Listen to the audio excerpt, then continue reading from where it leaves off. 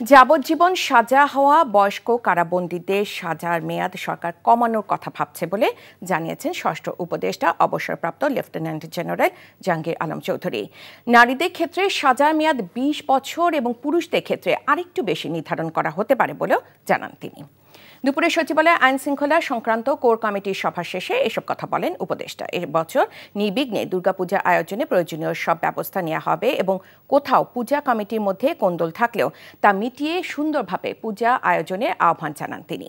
সংসদীয় আসন পুনর্বিন্যাসের প্রতিবাদে ফরিদপুর অঞ্চলে চলা অবরোধ আজ বিকেলের মধ্যে তুলে নেবার আলটিমেটাম দিয়ে ষষ্ঠ উপদেষ্টা বলেন, অন্যথায় আইন প্রয়োগ করা হবে। এক প্রশ্নের জবাবে বলেন, ডাকসু ও জাকসু নির্বাচনে আইন শৃঙ্খলা পরিস্থিতি নিয়ে কারো কোনো প্রশ্ন ছিল না। সুষ্ঠুভাবে জাতীয় নির্বাচন আয়োজনে নিয়োগ, প্রশিক্ষণ সহ নানা কার্যক্রম হাতে নেওয়া হয়েছে বলেও জানান উপদেষ্টা। যারা বন্দী আছে, অনেক বয়স হয়ে গেছে, তারা ধরেন বিভিন্ন রোগ এসে মানে আক্রান্ত, এবং তাদের ঔষধের ব্যাপারে একটা বাজেটেরও বেশি দরকার হয়।